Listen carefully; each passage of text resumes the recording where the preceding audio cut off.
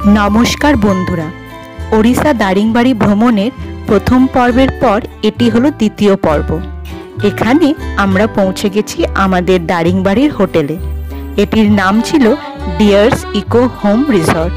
ভীষণ সুন্দর, পাহাড়ের কোলে একদম নিস্তব্ধ পরিবেশে এই হোটেলটি।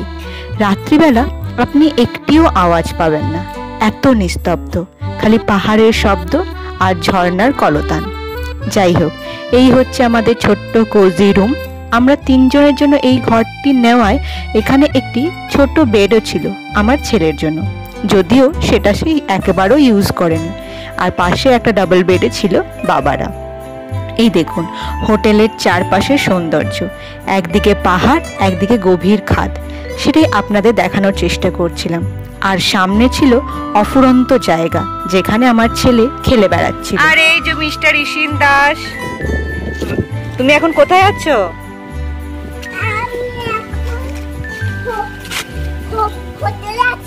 কোন হোটেলে? Deer park, Daringbadi. হোটেলটা সত্যি ভালো লাগছে, সুন্দর, শান্ত শিষ্ট পরিবেশ। বাবা এখানে ছবি তুলতে ব্যস্ত। আর ওই দেখো উপরে সোলার প্যানেল। এখন আমরা যাচ্ছি সানসেট পয়েন্ট দেখতে।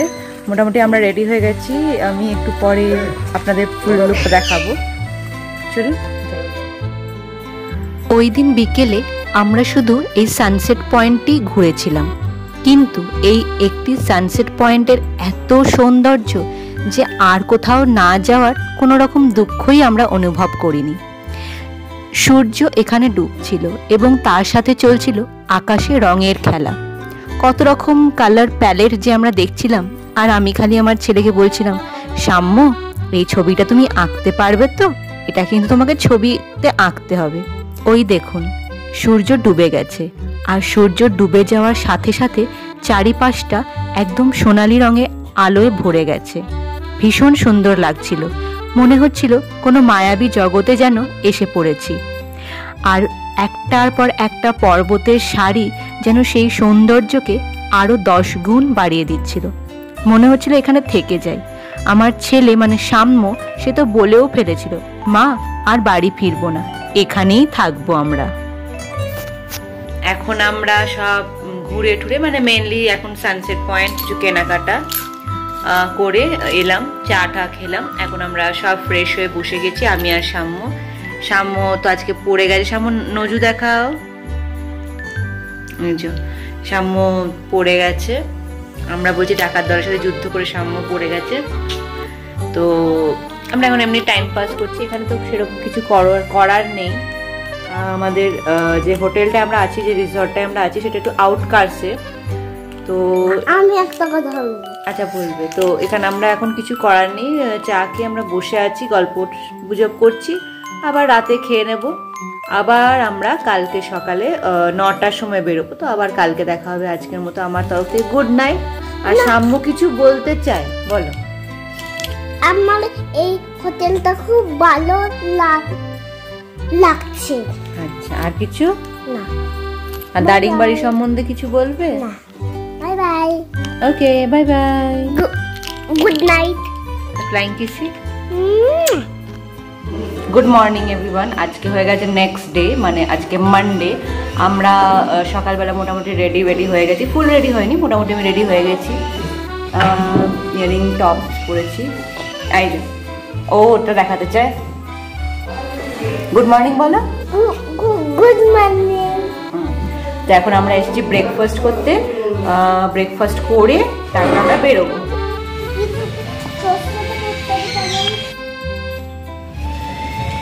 এটা এমনি করো না, এমনি ফটো। তাহলে কেমনি ফটো চাই?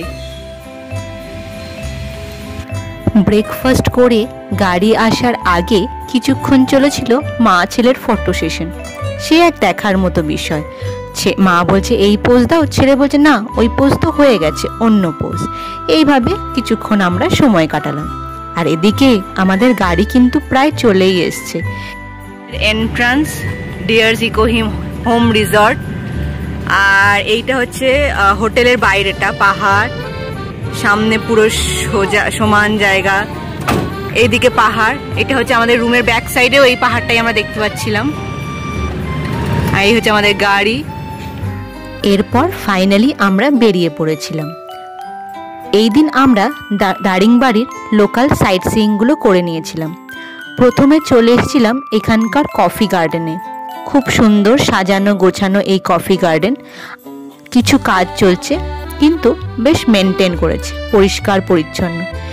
এসেই আমরা এখানে দেখলাম একটা ওয়েলকাম বানানো, যেন এই কফি বাগান আমাদের ওয়েলকাম জানাচ্ছে। সেখানে কিছুক্ষণ থেকে আমরা কফি বাগানের ভিতরে ঢুকলাম। এই দেখুন, এখানে পুরো পরপর কফি গাছ রয়েছে। আর এই যে দেখুন, এই হচ্ছে সেই কফি ফল বা কফি বীজ, যেখান থেকে কফি বানানো হয়।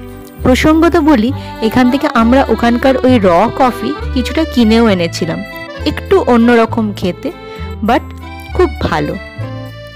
এখানে মোটামুটি আমরা ঘুরে বেরিয়েছি আধ ঘন্টা মতো, আর এখানকার কফিও খেয়েছি। হ্যালো হ্যালো, আমরা এখন এসেছি একটা কফি গার্ডেনে। হ্যাঁ, এখানে কফি গার্ডেনের সাথে সাথে আরো কি কি পাওয়া যায় বলো তো? তোমার গরম মশলা পাওয়া যায়। হ্যাঁ, গরম মশলা, হ্যাঁ, লবঙ্গ, এলাচ, দারচিনি, হ্যাঁ, এগুলো আমরা যাওয়ার সময় কিনে নিয়ে যাব, দিয়ে রান্নাতে ব্যবহার করব। তোলো তোলো, একটু ফ্রেমটা তোলো, তাহলে আমরা যাওয়ার সময় সেগুলো কিনবো। এবার চলো আমরা সবাইকে কফি গার্ডেন দেখাই। আমরা আরেকটু সামনে হেঁটে হেঁটে চলে আসার পর এখানে দেখছি একটা এখানে কিডস জোন আছে, আর এখানে একটা ক্যাফে আছে। মোস্ট প্রবাবলি আমার হাজবেন্ড তো এখানে কফি খাবেই, he is a coffee lover. এখানে দেখুন, এখানে স্টেপ স্টেপ করা আছে, যেখানে পরবর্তীকালে আই গেস কফি প্ল্যান্টেশন হবে। এখানে পুরো স্টেপ কাট করা আছে। আর আমরা ওয়েদারও ভীষণ ভালো পেয়েছি।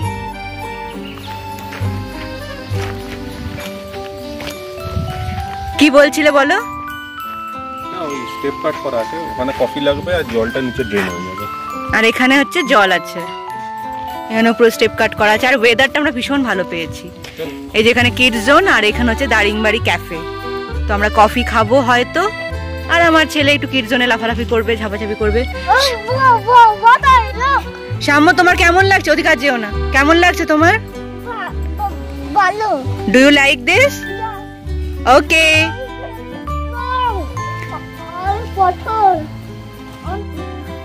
কফি গার্ডেনে কফি খেয়ে আর আমার ছেলে কিছুক্ষণ লাফালাফি ঝাপাঝাপি করে আমরা চলে গেছিলাম পরের দ্রষ্টব্যে। রাস্তা দেখুন কি সুন্দর ছবির মতো সাজানো। তবে এখানে একটা কথা না বললেই নয়। একটু আগে আপনারা যে ভিডিওটা দেখলেন, যেখানে ছবিটা একটু হেলে দুলে যাচ্ছিল, সেই ভিডিওটা কিন্তু আমার জন্য ভারী স্পেশাল। কেন জানেন? সেই ভিডিওটা বানিয়ে দিয়েছে আমার এই 3 বছরের ছোট্ট ছেলেটা। প্রথম ভিডিও সে বানিয়েছে, খুব ভালো লেগেছে আমার। যাই হোক, এই রাস্তা দিয়ে আমরা চলে গেছিলাম পরের গন্তব্যস্থানে, যেটা হচ্ছে মৃদুবন্দা জলপ্রপাত। এটি এখানকার একটি ফেমাস জলপ্রপাত।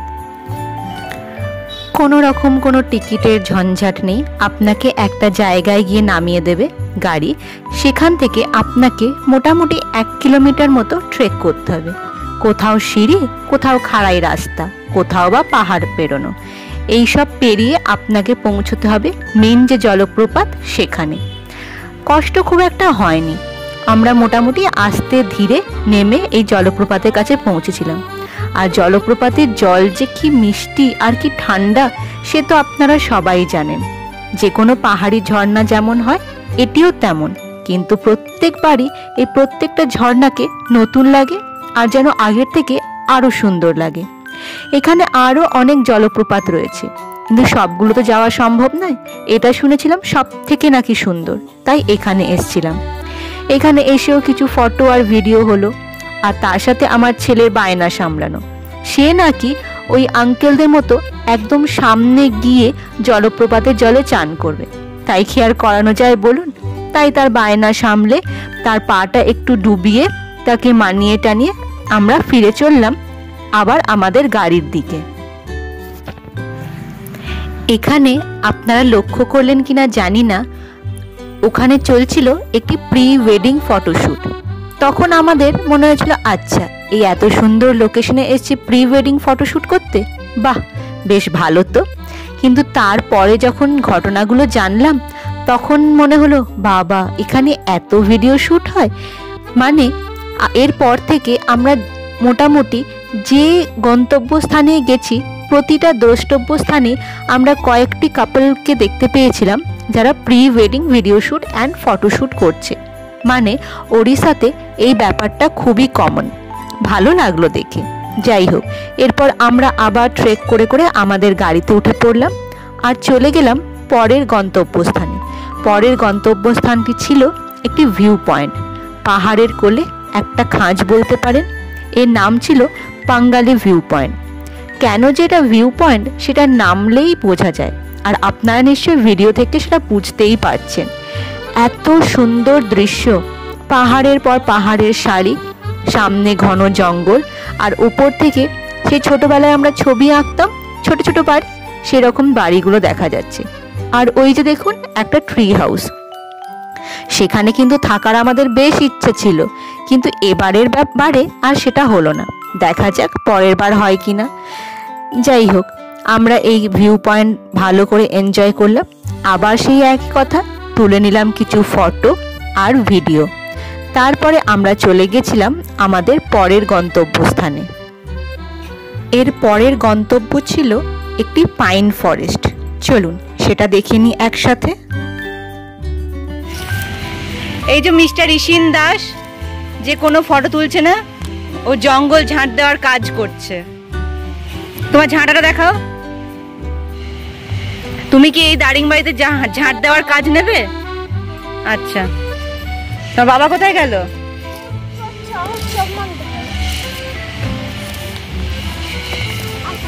আপনারাও দেখুন, ও ভালোই ঝাঁট দিচ্ছে। যদি কারোর প্রয়োজন থাকে আমাকে কন্ট্যাক্ট করবেন। এখানে একটা ব্যাপার কিন্তু বেশ ভালো, জানেন, মোটামুটি সব দ্রষ্টব্য স্থানে একটা করে কিড প্লে জোন বানানো আছে। তো সেখানে গিয়ে আমার ছেলে দিব্যি মানিয়ে যাচ্ছিল। তো এখানেও ও কিডস প্লে জোনে ঢুকে গেছিল এবং প্রতিটা রাইড একবার করে 2 মিনিটের জন্য সে চেপেছিল। আর এই সব ব্যাপারে তার সঙ্গীকে জানেন, তার বাবা, সেও যেন তার ছেলের সাথে একদম 3 বছরের বাচ্চা হয়ে যায়। সেই সব পেরিয়ে আমরা চলে এসেছিলাম হোটেলে লাঞ্চের জন্য।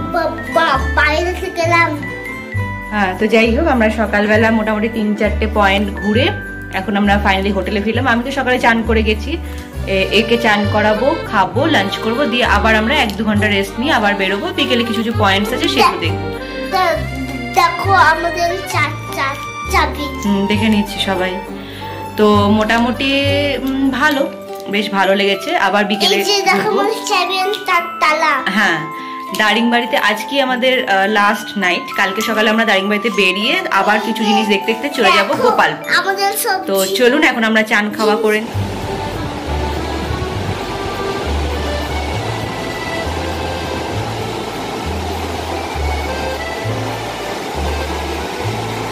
কিছুটা ন্যাচারাল অডিও রাখলাম এই ঝর্ণার জলের শব্দটাকে রাখার জন্য এই ভিডিওতে। তো লাঞ্চ করে আমরা প্রথম চলে এসেছিলাম লাভার্স পয়েন্টে।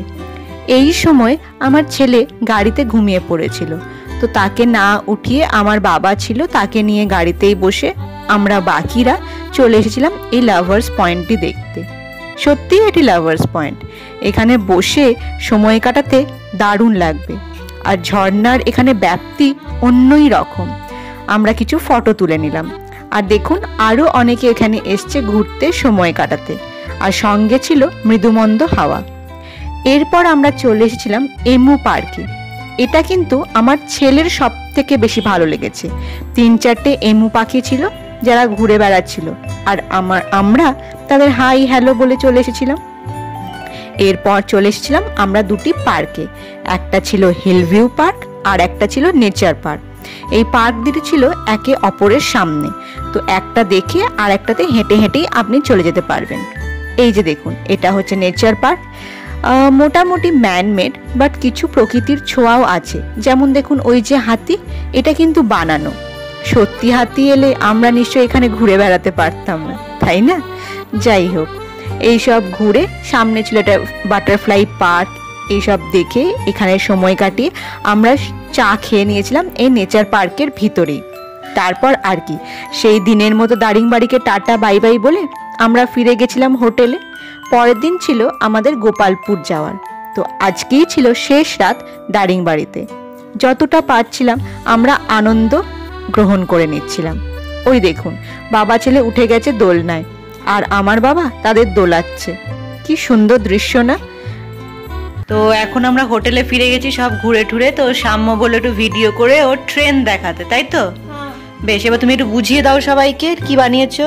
এটা আমার ট্রেন, আর এগুলো আমার প্লেনের লাইট। আচ্ছা, এগুলো ট্রেনে এক একটা কামরা?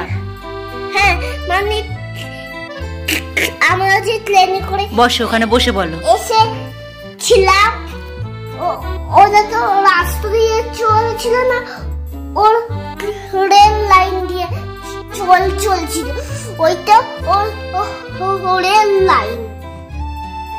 আচ্ছা,